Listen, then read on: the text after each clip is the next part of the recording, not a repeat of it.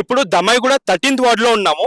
Correct గా dump yard పక్కన తెలంగాణ క్రీడా ప్రాంతము అని చెప్పేసి ఒక స్పోర్ట్స్ అరేనా కట్టారు. మందు బబుల కోసం కట్టిన ఈ పార్క్ ఎవడైతే దీన్ని ప్లాన్ చేశాడో, దీన్ని అమలు చేసిన మున్సిపాలిటీ, వీళ్ళందరికీ ఒక హ్యాట్స్ ఆఫ్. అండ్ దమ్మాయిగూడ ఎక్కడో ఉంటే దమ్మాయిగూడ చివరన ఈ తెలంగాణ క్రీడా ప్రాంతం ఉంది. దీని వెనకాల ఉండే గల్లీ మాత్రమే జవహర్నగర్ కిందికి వస్తుంది.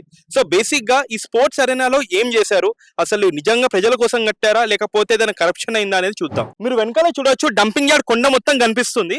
ఇంత డంపింగ్ యార్డ్ కొండలో ఎయిర్ క్వాలిటీ ఇండెక్స్ దగ్గర 340 వరకు వెళ్తుంది. రాత్రి కానీ లేకపోతే ఎర్లీ మార్నింగ్ కానీ స్మెల్ మాత్రం దారుణంగా వస్తుంది. ఇంత దారుణమైన ప్లేస్ లో ఒక మనిషి 10 నిమిషాలు కూడా ఉండలేడు. అలాంటి ప్లేస్ లో ఇలాంటి ఒక స్పోర్ట్స్ కాంప్లెక్స్ కట్టడంలో వాళ్ళ ఉద్దేశం ఏంటి? 2022 ముందు వరకు ఇది మొత్తం బేరెన్ ల్యాండ్.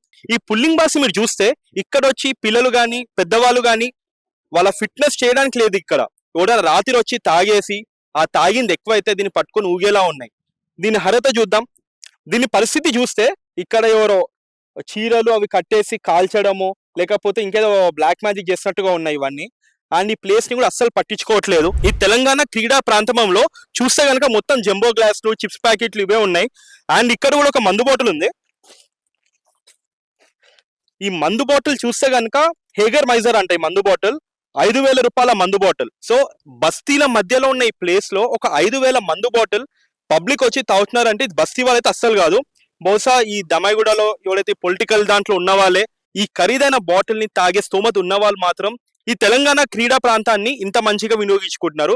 బేసిక్ గా దీనికోసమే కట్టుంటారు, వాళ్ళ మందు తాగడానికో లేకపోతే ఈవినింగ్ మిడ్ నైట్ వచ్చి చిల్ చేయడానికో. కానీ పాయింట్ ఏంటంటే ఇంత కంపు కొడుతున్న టైంలో వాళ్ళకి ఇక్కడికి వచ్చి మరి మందు తాగాలనే ఆలోచన వచ్చింది చూడండి, అది హ్యాట్స్ ఆఫ్ వాళ్ళకి. క్రీడా ప్రాంతంలో చూస్తే మందు బాటిల్ తాగడమే కాకుండా మొత్తం ఇరగొట్టారు కూడా.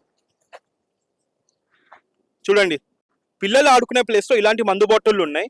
అండ్ దీంట్లో ఏ పిల్లలైనా సరే ఇక్కడికి వచ్చి ఆడుకోరు, అది వేరే విషయం. కానీ వచ్చి ఆడుకుంటే వాళ్ళు ఇలాంటి వాటి మీద కాలు పెడితే పరిస్థితి ఏంటి? దీని బ్రాండ్ చూస్తే ఇది మన బాలయ్య గారి బ్రాండ్ లా ఉంది. సో ఇదండి కండిషన్. మొత్తం ఇలా పడంగానే మొత్తం విరిగిపోతున్నాయి. సీసం పెంకలు ఇవన్నీ ఉన్నాయి. సో ఇక్కడ ఉండే కౌన్సిలర్లు కానీ చైర్మన్లు కానీ జిహెచ్ఎంసీ అధికారులు కూడా ఎవరు కూడా పట్టించుకోవట్లేదు దీన్ని.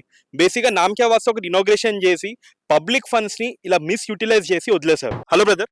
హలో అన్న. మీరు ఇక్కడే ఉంటారా? ఇన్నే ఉంటాం. బేసిక్ గా ఈ పార్క్ ఉంది కదా, దీంట్లో ఎప్పుడైనా సరే ఎవరైనా స్పోర్ట్స్ ఆడడం కానీ లేకపోతే మీరు ఎప్పుడైనా ఆడిరా? అన్న ఆడుతాం. ఏం ఆడతారు? వాలీబాల్ వాలీబాల్ ఆడతాం. Bat ball volleyball. Bat ball volleyball ఆడతావు కానీ ఇక్కడ మొత్తం మందు బాటలు సీసం పెంకలు ఇవన్నీ ఉన్నాయి. కాళ్ళకి ఇవన్నీ గుచ్చుకుంటే పరిస్థితి ఏంది? చెప్తే వినారా? నేను అవుతూనే ఉంటారు అందరు కూర్చొని నైట్ పూట. ఓడి వచ్చి అప్పటి ఇక్కడ పోలీసు వాళ్ళు కానీ లేకపోతే మున్సిపాలిటీ వాళ్ళు కానీ నైట్ కూర్చుంటారు ఉంటారు అందరు. సో ఇక్కడ డంపింగ్ యార్డ్ చెత్త ఉంది కదా, దీని స్మెల్ కానీ లేకపోతే ఇక్కడ ఉండే వాటర్ మీరు ఎట్లా ఉండగలుగుతున్నారు? ఇక్కడ ఇక్కడ ఉండేటోళ్ళకి అలవాటు అయిపోతుంది కానీ స్మెల్ వస్తుంది.